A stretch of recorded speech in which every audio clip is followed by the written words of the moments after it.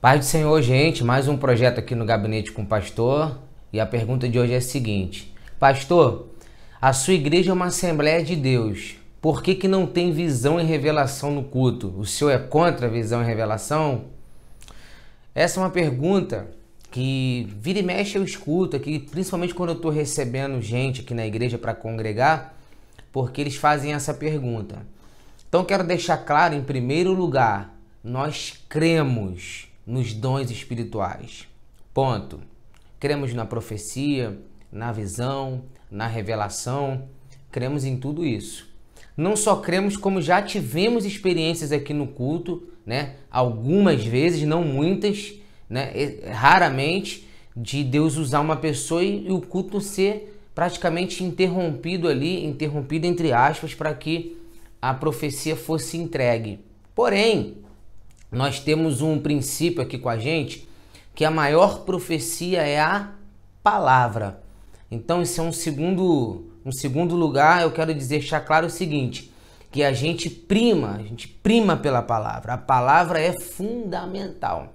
Então, quando alguém diz assim, no culto não teve profecia, essa pessoa não tem conhecimento bíblico, porque na nossa igreja, no mínimo 50 minutos de pregação todos os cultos. Então teve profecia, inclusive a maior profecia, que é a palavra.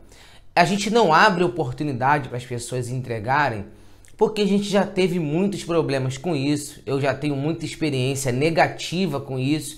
Às vezes a pessoa dorme o culto inteiro, aí no final do culto alguém teve algo da parte do Senhor, aí levanta a mão e fala um montão de bobeira, um montão de bobagem, a famosa profetada. Já tive inúmeros problemas com profetadas, profecias da carne. Eu me lembro de um episódio de uma pessoa internada e o vaso, a vasilha, né? Digo, Deus me diz que vai trocar o coração dele, papapá. E a família ficou naquela expectativa e a pessoa veio a falecer. E aí? Esse tipo de vaso é igual agentes do Estado Islâmico, né? Eles jogam uma bomba e vai embora. Quem fica com a bomba sou eu. Então eu não permito que as pessoas no meio do culto entreguem. O que eu falo? Deus te deu alguma coisa? Para João, Maria? No final do culto vai lá e entrega para ele o que Deus te deu. Só que eu oriento a igreja aqui no púlpito. Se alguém entregar algo da carne para você, vier com aquela conversa fiada, repreenda. Meu irmão, olha, isso não é verdade. Uma vez eu estava aqui na igreja e eu comecei a chorar no culto, chorar copiosamente.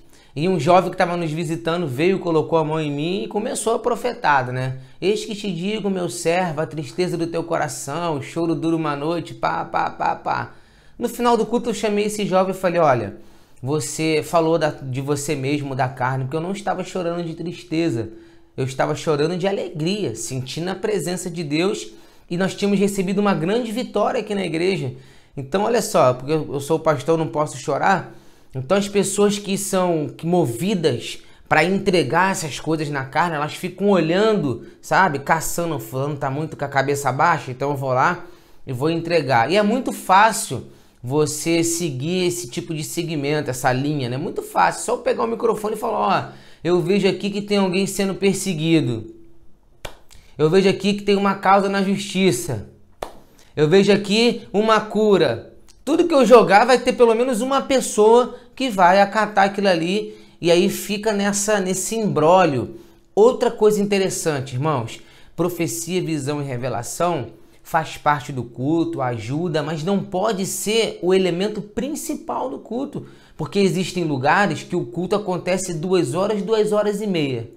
Aí depois do culto faz aquela fila enorme o profeta orar e entregar a revelação. Por quê? Porque eu quero a revelação para mim, algo, sabe, essa coisa almática. Isso não é bacana. E agora, nessa geração, tem uma outra linha agora, né? Visão e revelação passou a ser o carro-chefe do culto. O pastor é totalmente contrário à palavra, mas no final ele entrega uma visão, ele entrega uma revelação. Eu não sou de berço evangélico. E o que eu vou te falar agora talvez vai te chocar se você não sabe. A minha família, minha mãe, ela veio da raiz de matrizes africanas, né, de religião afro e tal, candomblé, umbanda. Você sabia que nessas religiões também tem profecia? Você sabia que algumas religiões, por exemplo, como o espiritismo kardecista, na mesa branca, existem revelações? Porque a profecia, a revelação também pode ser entregue pelo espírito maligno. Calma, antes de você infartar. A Bíblia diz que existiu uma jovem numa cidade que ela era usada em visões e revelações e a cidade inteira vivia em volta dela. Até que o apóstolo Paulo repreendeu aquele espírito de adivinhação daquela jovem. Aí você vai dizer, pastor, o que o senhor quer dizer com isso? Eu quero dizer que Satanás, espíritos malignos, também entregam visão e revelação. Eles são incapazes de viver a palavra e produzir o efeito da palavra. Então, ser movido por visão e revelação, você pode estar sendo enganado até por um espírito maligno e você não sabe. Então, por favor, eu já tive muitas experiências positivas, mas também já tive muitas negativas, como eu dei o exemplo do jovem aqui. Então, nós não somos contra, nós cremos, só que aqui a gente luta o máximo possível para ser o quê? Ordeiro, reverente. Para entregar algo da parte do Senhor, tem que ter convicção. E para terminar aqui esse ponto, eu peguei um pepino, né, vou colocar assim, bem terrível, de uma mãe que estava grávida, teve o neném, em seguida ela passou mal e faleceu. Mas antes dela falecer, uma pessoa foi orar à casa do casal e falou para o marido daquela mulher, né? Deus quer que você tome uma posição porque ele vai te cobrar. Em seguida, a mulher dele faleceu. E aí imagine como não ficou a cabeça dele, né? Poxa, por que Deus para me cobrar matou a minha esposa? Por causa de uma profetada, né? Terrível. Ainda tem pessoas que guiam a sua vida em cima de profetadas. Ah, eu vou casar, eles levantam um vaso ali, eis que ela é de Deus para você. Aí casa.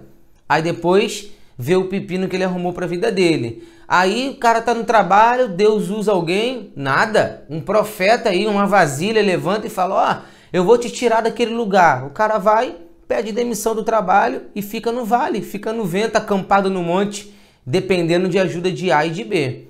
Não estou dizendo que Deus não usa, Deus usa. Mas quando Deus usa é profundo, tremendo e de acordo com a palavra. Ah, uma informação importante. A Bíblia diz assim, para a gente não condenar, não julgar os profetas, mas julgar a profecia. E, em outras palavras, a profecia tem que estar de acordo com a Bíblia, de acordo com a palavra de Deus. Você é casado, bem casado, um profeta levanta, profeta, eis que estou preparando uma varoa para você. Aí tu chega em casa, olha, se despede da mulher, porque Deus usou um vaso, como já aconteceu isso comigo. Não que eu me despedi da minha esposa, mas já entregaram para mim isso no monte, que eu ia casar de novo, né? Tem muitos anos isso. Aonde eu quero chegar com isso? Você não pode guiar a sua vida por essas profetadas. Você tem que guiar a sua vida pela palavra. E deixa que Deus fala. Deus usa, Deus fala, mas quando Ele fala é profundo, queima o coração, o Espírito do Senhor testifica em nós. E para fechar esse vídeo que está curtinho hoje, né? Pastor, agora vamos falar com o profeta, né? Atenção, você que não se controla. Ai, pastor, veio um negócio assim, eu não me controlo, eu saio de mim, eu não consigo, eu tenho que entregar, eu tenho que fazer. Aqui na nossa igreja, se a palavra estiver sendo pregada e você não se conter, levantar para entregar, o obreiro vai te sentar. Tem que ser muito Deus. Se for muito Deus, o obreiro vai cair antes de te encostar. Agora, se você começar... Um exemplo, tá aqui. Ah, eu não consigo. O obreiro vai te sentar e se você não parar, vai te conduzir para fora do templo, porque na hora da pregação, a palavra é a principal profecia. Não existe isso, meu irmão. Eu não consigo me conter, me controlar. Não existe isso. A Bíblia diz que o espírito do profeta é sujeito ao profeta. Não é o de Deus, não. O do profeta. Deus te deu? Quando acabar o culto, quando Deus falar coletivamente, você vai lá e entrega para quem é de direito. Mas lembra que eu ensino aqui no púlpito. Se entregar na carne, o irmão vai te repreender. Porque a gente não bate palma. Me ajuda aí, Rodrigo. A gente não bate palma para maluco dançar aqui, não. É de Deus, é de Deus. Não é, dá licença e vamos seguir. Porque eu tô cansado disso. Acredito que muita gente também, desse engodo, dessa coisa almática de, eis que te digo e não digo coisa nenhuma, né? Então fica aqui a minha posição, creio, mas tudo com muita reverência, ordem, decência. É muita responsabilidade falar em nome de Deus sem que Deus tenha dito nada, sem que Deus tenha falado absolutamente nada, tá bom? Deus te abençoe, amém.